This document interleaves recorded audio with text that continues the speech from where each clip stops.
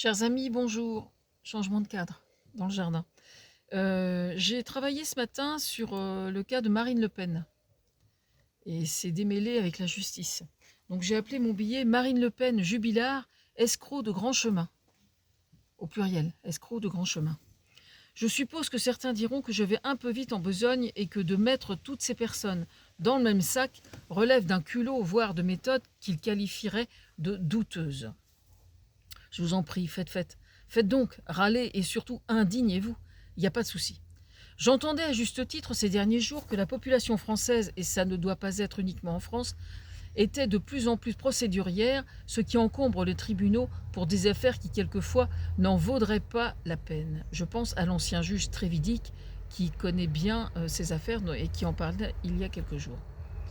Certains, par contre, s'entourent des avocats et conseillers les plus zélés, payés cher, je suppose, pour disséquer les rouages de nos lois et plutôt que d'observer en quoi et comment la justice pourrait être améliorée pour répondre aux demandes des citoyens, concentrent leurs activités dans le seul et unique objectif de mettre ces failles en évidence au seul bénéfice des organisations légales que sont les partis politiques, exactement selon le même processus que le font des organisations mafieuses, des sociétés nationales et internationales ayant pignon sur rue ou des délinquants sexuels, non pas dans l'objectif de chercher à améliorer la loi dans une démarche politique, au sens noble du mot, et au bénéfice de tous, mais dans le seul objectif d'en tirer profit au bénéfice de la tête de l'organisation, en l'occurrence Marine Le Pen et son parti, le Rassemblement national. Oui, mais quand même, comparé à Jubilard, vous y allez un petit peu fort. Oui, je reconnais, et pourtant. Je reconnais que je vous sers l'entrée de table plus avec la louche que le petit doigt en l'air. Et pourtant. J'entendais l'avocat de la famille de l'épouse de Jubilard il y a quelques jours, alors qu'il est en prison pour avoir été rendu coupable et donc condamné du meurtre de sa femme, qui vient de faire la une des journaux de nouveau, parce qu'il a reconnu, par écrit, paraît-il, qu'il était bien coupable. Quelle relation avec Marine Le Pen? Faire parler de lui pour rester le maître des horloges, comme on dit. C'est une attitude de manipulateur.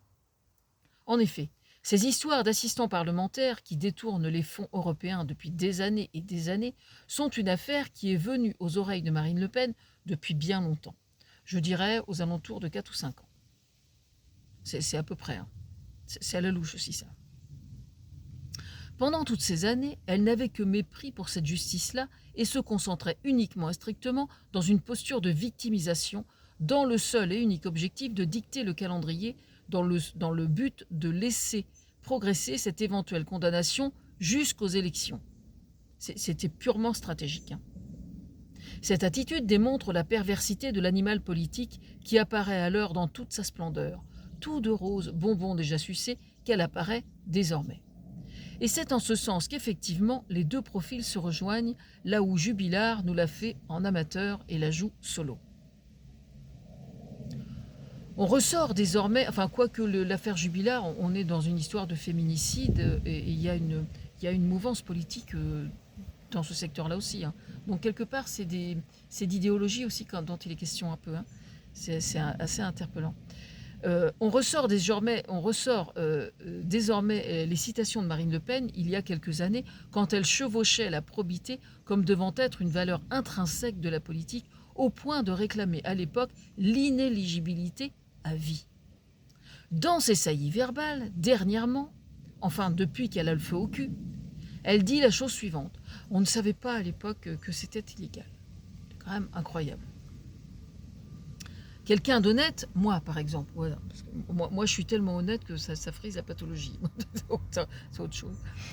Quelqu'un d'honnête, au moindre bruit, à la moindre information qui aurait insinué que ce fait eût été illégal, je dis bien dès le début, j'aurais eu à cœur, justement, c'est vrai en plus, d'aller au-devant de la justice et de plaider coupable, plutôt que de me débattre dans une posture de victimisation spécialité lepénienne et plus largement frontiste, ce qui démontre bien par les faits à quel point cette femme est, j'ose l'affirmer, perverse. Et pour ceux qui auraient des doutes sur ce point, je vous propose de comparer, je parle de gestion de cette crise-là, hein, parce que quand même, quand on est chef de parti et qu'on entend ça, que ce soit Mediapart, Le Canard, quel que soit le journal qui en soit à l'origine, qu'on entend dire on est accusé d'avoir pioché dans les caisses, il y a de quoi... Enfin, je sais pas, quelqu'un d'honnête, il y a de quoi mal dormir quand même. Enfin, il me semble un peu. Hein. Bref. Pour ceux qui auraient des doutes, donc, sur ce point, je parle de gestion de cette crise en son sein, d'observer comment les choses se sont déroulées en ce qui concerne l'affaire François Bayrou, qui lui aussi, à la même époque, fut accusé, dans des proportions moindres, il est vrai, des mêmes faits. Comment expliquer que pour Bayrou, l'affaire ait été traitée différemment, si ce n'est que par le fait que Marine Le Pen est ainsi manipulée par le déni, entièrement dans la posture, donc, alors qu'elle se savait coupable, c'est-à-dire le refus d'obstacle, la justice française dans le seul et unique objectif de la mettre à son profit, en instrumentalisant le calendrier des élections qui se profilaient. Une postulante au poste suprême de présidence de la République devrait ne se pencher sur la justice que pour l'améliorer dans le cadre de son programme, au bénéfice de tous, plutôt que de l'instrumentaliser par ses failles à son bénéfice personnel. C'est d'ailleurs très précisément pour cette raison qu'elle a changé de ton face au juge depuis quelques mois, et uniquement pour cela, parce que ça ne risque pas de l'être pour des raisons altruistes, comme de respecter la loi tout bêtement. Non. Pour Marine Le Pen, la justice, c'est son ennemi. Ne vous y trompez pas. Et ça n'est pas par idéologie, comme défendre la veuve et l'orphelin, qu'elle s'y intéresse, mais bien pour en tirer, elle, son avantage d'ordre strictement politique et financier dont il est question.